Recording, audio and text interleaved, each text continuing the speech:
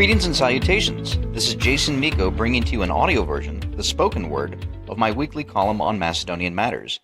The English version is published on medium.com, and the Macedonian version is published on Svest.mk. This week's column, which is published on Monday, January 28, 2019, is titled Namecrime. Dimitrov says, I am definitely on the right side of history, and identity. Surgeon Svest, who works for George Soros at the Open Society Foundations in Brussels, issued a lengthy report in late January in which Macedonia is referred to throughout as North Macedonia. When I pointed out on Twitter that he and the organization he works for are leading the charge to encourage and or demand that the world call Macedonia something it is not, he tweeted back, quote, "No one demands anything but to respect the policies of the democratically elected government in Skopje," unquote. You can imagine what I tweeted back. The fact remains. Soros, Open Society, and those like them will push and demand, in so many ways, that the world call Macedonia by something other than Macedonia.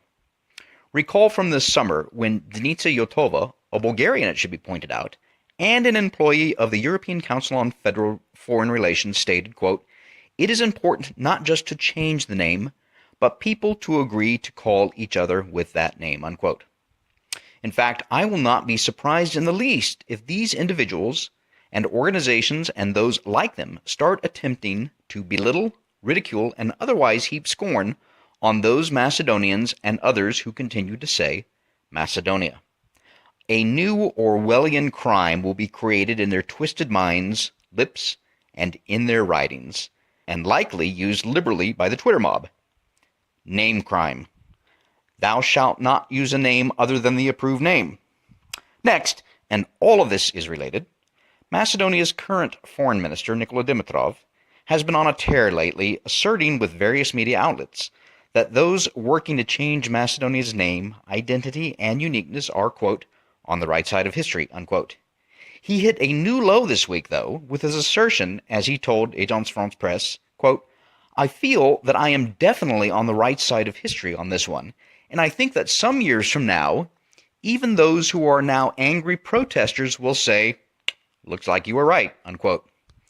That's about as arrogant as one can possibly get. To paraphrase Dimitrov, quote, "I'm right, you're wrong, suck on it, and by the way, one day you'll thank me for recognizing just how stupid you were," unquote.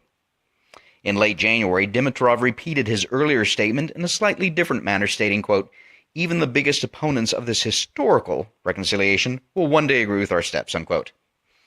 At the beginning of this year, he gave an interview for the Macedonian Information Agency in which he stated, among other things, that in a few years' time the vast majority of Macedonians will collectively say to themselves, quote, "Why hadn't we done this before?" unquote, and that the name change, quote, "finally creates possibilities after many years to start discussing about real matters of the citizens' everyday life," unquote.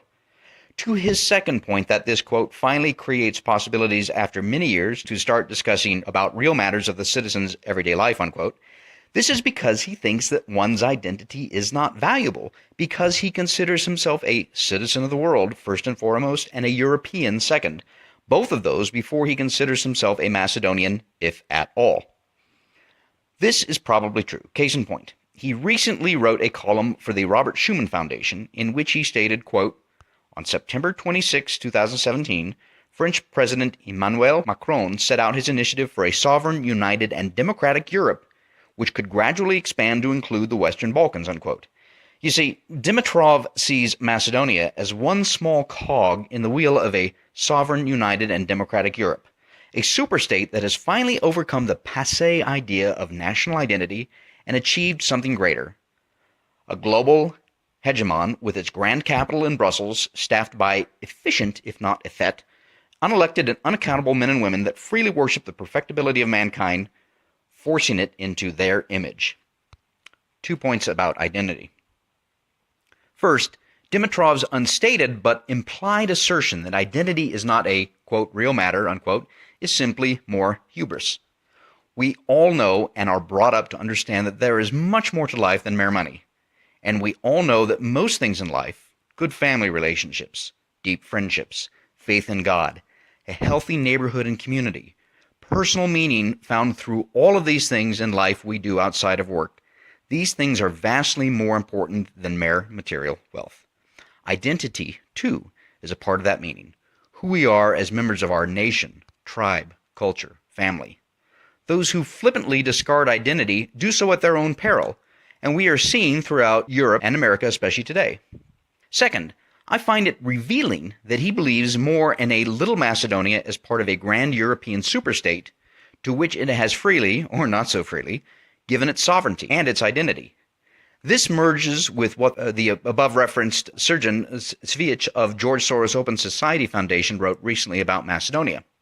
He wrote that the entire PRESPA deal would be good for the region, writing, quote, "Action by both Greece and the EU would open a trajectory for integration for North Macedonia.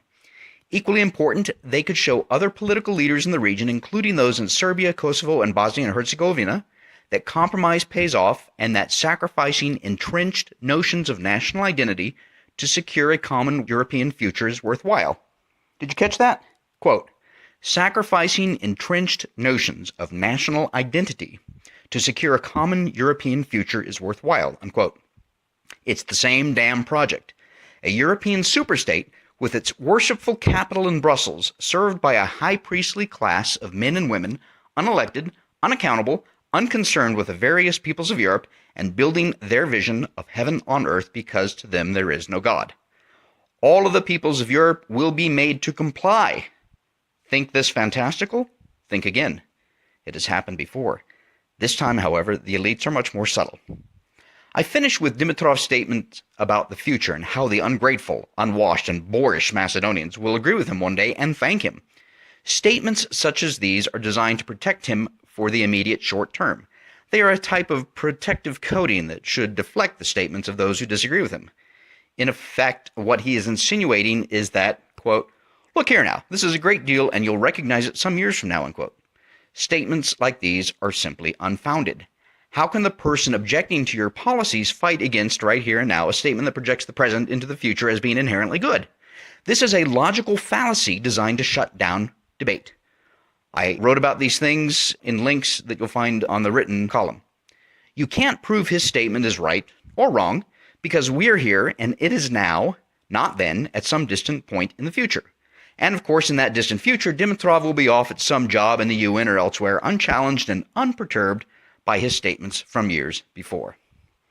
One day, and some years from now, to quote Dimitrov, it will be richly ironic when Nemesis, a goddess of the ancient Greek pagan religion, comes to visit Dimitrov. She was, after all, the goddess who exacts retribution on those who engage in the real sin of hubris. I leave you with two thoughts. Number one, there are more good things in this life than you can possibly imagine. And number two, the proper attitude is always gratitude. Thanks for listening.